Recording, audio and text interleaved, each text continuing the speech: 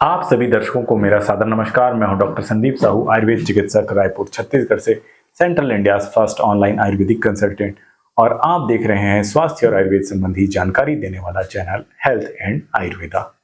दोस्तों, सिर के बाल हमारी शारीरिक और प्राकृतिक सुंदरता को बढ़ाता है, हमारी पर्सनालिटी में निखार लाता है। लेकिन यही बाल झड़ जाएं या कम हो जाएं या पक जाएं तो ऐसे में कई लोगों का कॉन्फिडेंस कम हो जाता है और वे लोग हीन भावना से ग्रसित हो जाते हैं।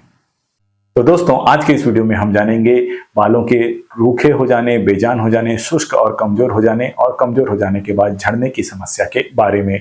इस वीडियो में हम जानेंगे कि आखिर हमारा बाल झड़ता क्यों है, इसके पीछे क्या क्या कारण होता है और बालों की समस्या को दूर करने के लिए कौन कौन सी आयुर्वेदिक औषधियां उपयोगी, प्रभावी और कारगर है, इस बारे में हम जानेंगे। यहाँ पर यह बात जानना जरूरी है कि अगर बाल झड़ रहे हैं तो केवल बालों पर तेल या शैम्पू लगा लेने से काम नहीं चलेगा। बालों को अंदर से पोषण देने के लिए दवाइयां भी खानी होंगी। और साथ ही इस वीडियो में हम जानेंगे हेयर वॉश करने के लिए, यानी कि बालों को धोने के लिए chemical free natural hair cleanser बनाने की विधि के बारे में। तो पूरी जानकारी के लिए वीडियो को अंत तक जरूर देखें। और वीडियो को शुरू करने से पहले अगर आपने अभी तक इस चैनल को सब्सक्राइब नहीं किया है तो कृपया सब्सक्राइब जरूर कर लें और बेल आइकन को प्रेस कर लें। और अगर आप मुझसे किसी भी बीमारी के बारे में दवा या इलाज संबंधी, आयुर्वेद चिकित्सा संबंधी सलाह लेना चाहते हैं तो इस दिए गए नंबर पर परामर्श शुल्क मात्र 500 रुपए गूगल पे या फोन पे करके फिर अपनी समस्या मुझे बताकर मुझसे दवा संबंधी सलाह ले सकते हैं। तो चलिए दोस्तों, शुरू करते हैं। बालों का कमजोर होना, टूटना और झड़ना एक आम समस्या है जो महिलाओं तथा पुरुषों दोनों को समान रूप से प्रभावित करता है। हर दिन लगभग 50 से 70 बालों का गिरना सामान्य माना जाता है, लेकिन इससे अधिक मात्रा में बाल झड़ रहे हैं, बाल गुच्छों के रूप में निकल रहे हैं या थोड़ा सा भी छू देने पर बाल टूट कर गिर रहे हैं तो यह चिंता का विषय होता है। तो आइए सबसे पहले जानते हैं कि आखिर हमारा बाल झड़ता क्यों है। बाल झड़ने के प्रमुख कारण। आनुवांशिक कारण। यह बाल झड़ने का सबसे सामान्य कारण है। आनुवांशिक मतलब पीढ़ी दर पीढ़ी। इसमें सिर के आगे और सामने का बाल धीरे धीरे कमजोर होकर झड़ने लगता है। यह मेल पैटर्न और फीमेल पैटर्न इस प्रकार अलग अलग होता है। दूसरा है हार्मोनल चेंजेस। पुरुषों में बाल झड़ने में मुख्य भूमिका निभाने वाला हार्मोन सेक्स हार्मोन टेस्टोस्टेरॉन का सक्रिय रूप DHT यानी कि डाइहाइड्रो टेस्टोस्टेरॉन है। शरीर में इसकी मात्रा बढ़ने से यह हेयर फॉलिकल को अनिश्चित रूप से सिकुड़ने लगता है, जिससे बाल धीरे धीरे पतला होकर टूटने लगता है। वहीं महिलाओं में एंड्रोजन हार्मोन की अधिकता से रोमकूप छोटे हो जाते हैं, जिससे बाल झड़ने लगता है। और मेनोपॉजल एज में एस्ट्रोजन हार्मोन की कमी से भी बाल झड़ने की समस्या होती है। गर्भावस्था में तथा प्रसव के बाद में, इन दोनों अवस्थाओं में महिलाओं के शरीर में हार्मोन के स्तर में व्यापक बदलाव होता है। इस कारण से इन दोनों अवस्थाओं की बाद में बाल झड़ने लगता है। PCOS या PCOD की समस्या में भी महिलाओं का बाल झड़ने की समस्या होती है। इसी प्रकार थायराइड हार्मोन की समस्या होने पर भी बालों के झड़ने से संबंधित समस्या हो सकती है। बाल झड़ने का तीसरा कारण है पोषण की कमी, न्यूट्रिशनल डेफिशिएंसी। जब शरीर को पर्याप्त मात्रा में प्रोटीन नहीं मिलता है तब शरीर ऊतक मरम्मत तथा हार्मोन उत्पादन जैसे कार्यों को प्राथमिकता देता है तथा बालों के विकास, बालों से संबंधित कार्यों पर कम ध्यान देता है, इसे उतना महत्व नहीं देता है। इसलिए शरीर में प्रोटीन की कमी होने पर बाल धीरे धीरे कमजोर होकर पतला होकर झड़ने लगता है। इसी प्रकार शरीर में विटामिन D की कमी बालों के विकास को बाधित करता है। शरीर में आयरन, जिंक और बायोटीन की कमी भी बालों के झड़ने का कारण होती है। और हमारे देश में लगभग 60% लोगों के शरीर में आयरन की कमी होती है। इसलिए अधिकांश लोग बालों के झड़ने की समस्या या टूटने की समस्या से परेशान हैं। बालों के झड़ने का चौथा कारण है संक्रमण या इन्फेक्शन। सिर में फंगल इन्फेक्शन हो जाने पर, सोरियासिस की समस्या होने पर या बहुत ज्यादा डैंड्रफ की समस्या होने पर भी सिर के बाल झड़ने लगते हैं। इसी प्रकार शरीर में खून की कमी होने पर, लीवर से संबंधित कोई बीमारी होने पर या शरीर में अन्य किसी प्रकार की लंबी पुरानी बीमारी होने पर भी शरीर में बाल झड़ने का कारण हो सकता है। स्ट्रेस, तनाव या चिंता। ज्यादा लंबे समय तक अत्यधिक मानसिक तनाव में रहने से शरीर में कार्टिसोल नामक हार्मोन का स्तर बढ़ जाता है और यह हार्मोन हमारे शरीर में बालों के विकास को बाधित करता है, जिससे बाल झड़ने लगता है। बालों के झड़ने का अगला कारण है प्रदूषण। प्रदूषित वायु, धूल, मिट्टी, धुआं, इस प्रकार के प्रदूषित वातावरण में लगातार लंबे समय तक रहने से भी इसका हानिकारक प्रभाव हमारे बालों सहित पूरे शरीर पर पड़ता है, जिससे बाल झड़ने लगता है। केमिकल ट्रीटमेंट, बालों को कलर या ब्लीच करना और केमिकल ट्रीटमेंट जैसे कि हेयर स्ट्रेटनर, केराटिन ट्रीटमेंट, ये सब धीरे धीरे बालों को नुकसान पहुंचाते हैं और बाल कमजोर होकर टूटने लगता है। और इसी प्रकार कैंसर में चलने वाली रेडिएशन चिकित्सा और कुछ अन्य दवाओं के दुष्प्रभाव से भी बाल कमजोर होकर टूटकर झड़ने लगता है। तो इस प्रकार इन सभी कारणों से बाल झड़ता है। वहीं अगर आयुर्वेद के दृष्टिकोण से देखा जाए तो वात, पित्त, कफ यानी कि तीनों दोषों में असंतुलन होने से इसका दुष्प्रभाव पूरे शरीर में पड़ता है और इससे बाल भी झड़ने लगते हैं। यदि शरीर में वात दोष की वृद्धि हो जाए तो बाल ड्राई और रफ हो जाते हैं, यानी कि बाल शुष्क और रूखा होकर कमजोर होकर झड़ने लगता है, बाल भंगुर हो जाता है, बाल दोमुहा होने लगता है। शरीर में पित्त दोष की वृद्धि होने पर बाल असमय यानी कि समय से पहले और जल्दी सफेद होने लगता है। साथ ही बाल कमजोर हो जाता है और बालों की प्राकृतिक चमक भी कम हो जाती है। शरीर में कफ दोष की वृद्धि होने पर रोमकूप अवरुद्ध हो जाता है, जिससे बालों को सही मात्रा में पोषण नहीं मिलता है, फलस्वरूप बाल कमजोर होने लगते हैं। और आइए अब जानते हैं बालों को झड़ने से रोकने वाले तथा बालों को स्वस्थ और मजबूत बनाने वाले आयुर्वेदिक औषधियों के बारे में।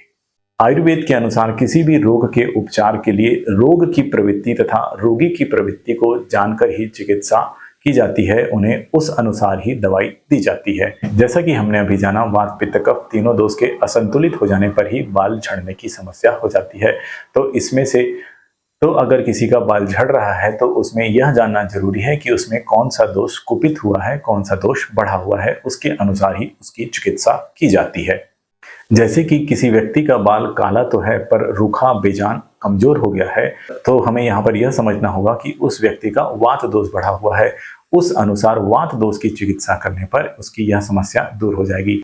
ठीक इसी प्रकार यदि व्यक्ति का बाल बराबर है, झड़ नहीं रहा है, लेकिन पूरे बाल सफेद हो गए हैं, तो हमें यहाँ पर यह समझना होगा कि उस व्यक्ति में पित्त दोष की वृद्धि हो गई है। तद अनुसार यानी कि फिर पित्त दोष की चिकित्सा करने पर उस व्यक्ति को लाभ होगा। इस प्रकार रोग व रोगी की अवस्था, उसकी प्रकृति को देखकर आयुर्वेद में चिकित्सा की जाती है, तब बढ़िया फायदा मिलता है। आयुर्वेद में बालों की झड़ने की समस्या का इलाज दो तरीके से किया जाता है। पहला है बाह्य चिकित्सा, दूसरा है अभ्यंतर चिकित्सा। अभ्यंतर चिकित्सा में रोगी को खाने के लिए औषधियां दी जाती है। इससे शरीर को अंदर से पोषण मिलता है तथा जो दोष असंतुलित होता है वह इस दवा के प्रयोग से संतुलित होता है। दूसरी है बाह्य चिकित्सा।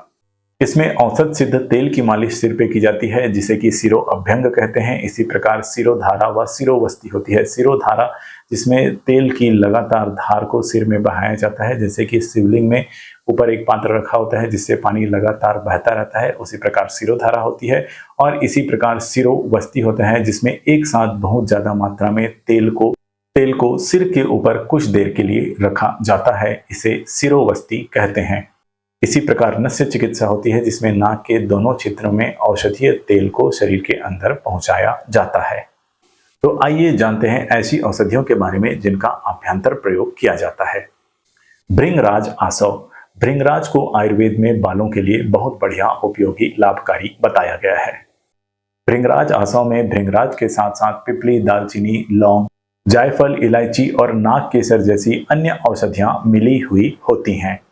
यह दवा हमारे शरीर की कमजोरी को दूर करता है, सभी धातुओं की पुष्टि करता है तथा लीवर के लिए भी फायदेमंद होता है और विशेषकर बालों से संबंधित सभी समस्याओं के उपचार में विशेष लाभकारी, गुणकारी, प्रभावकारी, कल्याणकारी होता है। दूसरी दवा है सप्तामृत लौह। इसमें लौह भस्म और इसके साथ साथ मुलेठी तथा त्रिफला यानी कि हरित की, विभित की और आमल की मिला हुआ होता है। इस दवा के प्रयोग से शरीर में आयरन की कमी दूर होती है और इन सब का कॉम्बिनेशन हमारे बालों से संबंधित समस्या को दूर करने में उपयोगी होता है। अगली दवा है त्रिफला। त्रिफला जिसमें कि 3 औषधियां होती हैं, हरित की, विभित की और आमल की, यानी कि हरड़, बहेड़ा और आंवला। त्रिफला हमारे शरीर में त्रिदोष को संतुलित करके हमारे शरीर से बीमारियों को दूर करता है तथा हमारे शरीर के समग्र स्वास्थ्य में वर्धन करता है। त्रिफला का प्रयोग विशेष रूप से नेत्र, त्वचा और बालों के लिए विशेष हितकारी, लाभकारी होता है। इस त्रिफला को त्रिफला चूर्ण, त्रिफला क्वाथ, त्रिफला घृत के रूप में उपयोग किया जा सकता है। बालों के लिए उपयोगी चौथी दवा है आंवला। आंवला में विटामिन सी और एंटीऑक्सीडेंट्स भरपूर मात्रा में होता है। यह आंवला विशेषकर पित्त दोष को शांत करता है तथा पूरे शरीर के साथ साथ बालों और त्वचा के लिए लाभकारी होता है। आयुर्वेद में आंवला को वयः स्थापनम परम कहा गया है, यानी कि आंवला का प्रयोग करने से बुढ़ापे का लक्षण देरी से आता है। बुढ़ापे का लक्षण क्या होता है?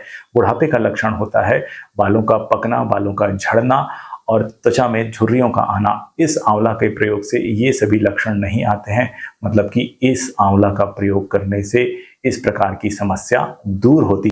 मुलेठी चूर्ण, मुलेठी जिसे कि यष्टि मधु भी कहते हैं, यह दवा भी पित्त शामक होती है तथा यह दवा वर्ण, केश्य और कंठ्य होती है, मतलब कि इस दवा का प्रयोग करने से वर्ण में निखार होता है, त्वचा में निखार होता है, यह हमारे बालों के लिए फायदेमंद होती है तथा यह हमारे आवाज को सुरीला बनाती है।